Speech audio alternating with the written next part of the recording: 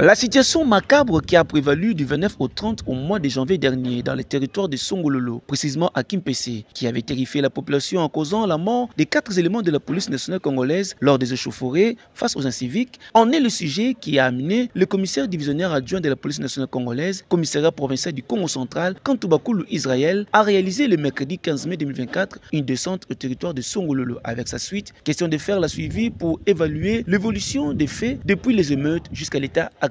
À son arrivée à Kimpese, le commissaire provincial Kantoubakulu Israël a été accueilli au commissariat territorial de Songololo par le commissaire supérieur principal Ngolo Doselenga Jean-Paul, commandant siège-terre et ses collaborateurs. C'est au bureau du commandant siège-terre que se sont entretenus les deux autorités par rapport à cette modalité. Au terme de cette conversation, une somme importante de billets de banque a été remise par le commissaire divisionnaire adjoint Kantoubakulu en main propre au commandant siège-terre du commissariat territorial de Songololo pour l'organisation des obsèques, y compris la ration d'un lot de 20 sacs de riz, 20 cartons de poulet, plus une très bonne quantité de haricots provenant du commissariat provincial, destiné au LENI, la Légion nationale d'intervention, unité venue de Kinshasa en renfort lors des émeutes. C'est avec satisfaction que s'est clôturée cette première étape du contrôle du commissaire provincial à Kimpese.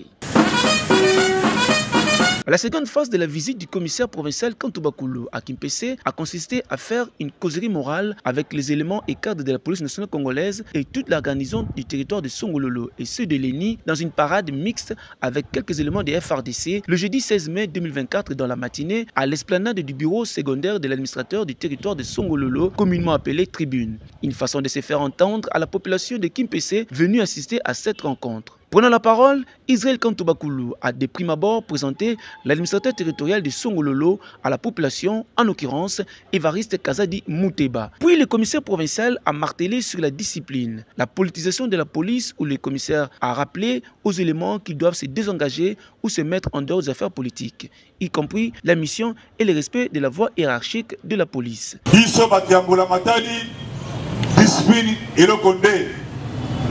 Et discipline ya biso batambola matadi kotosa sikasika pe kozongisa monoko te na mitindo miso pe mitindo ya bakonzi biso ya règlement kopekisa mobulu pe komemia bakonzi. Alors na kati na yango yekolakisa nini soki toza kotosa bakonzi na biso na mitindo bazopesa biso na mosala eke toza kotia mwana misala ekopesa biso pe pifo ya biso kobika malamu na population. Pour biso toye pour combattre la bateau na biloko na bango combattre la bango selon mobeko likuzi bi constitution na biso et la constitution nulle part et que population azali ennemi na biso te, population azali adversaire na biso te, population azali na ba droit na ye pas na ba devoir na ye biso pe lokola devoir ezali combattre la bango na biloko na bango donc suka la bango na kaki ya mibeko. Pour que les bandes de côté, au bandalelo na telemi a, les dos sur l'abino, au tchala mitu na biso été, population azali bilanga modoté, population azali monguna modoté, biso tozali na mustala ya population, o ya kosenga biso, ndenge toko pesa ye, selon constitution, selon règlement na biso, au combat de la ye, na biloko na ye. Yo kobotre eloko moko te okobeta efimu te okofinga ye te sokande yo kolakisa ye parce que biso bali service de l'ordre mutu ozala service ya ordre akopesa mpe ordre na kati ya mboka ako jamais kozala ye moko agent de l'ordre akoma agent des ordres wana teza kosala biso te soki omoni population abengi yo aza na détresse yo sunga ye kaka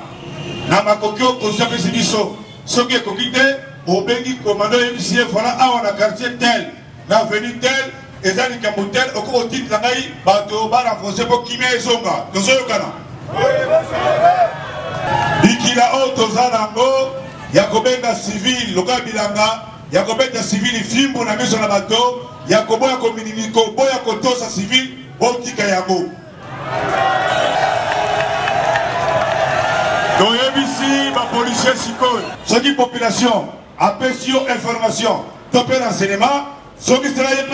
redevabilité. Il y a ça la gestion nango. Et nous avons le devoir de dire à la population ce que nous sommes en train de faire comme travail, pour c'est à son intérêt que nous sommes là. Police, oh, les gens comme ça, la population, elle dit police, oh, tu es invité à m'organiser. Mais police, il y a Congo démocratique, et ça comme ça, là, la population. Donc, au Bikana Bango, donc, au Liana Bango, donc, au Samusana Bango. Ko Kabolate, ko Makeno, civil, donc, au Sana Musalate, parce que biso, toye, awa, ceux qui vont pas saliter, biso, tina, biso, pas saliter. La carte, il y a police. Dans la bateau, tout comme la carte de la population,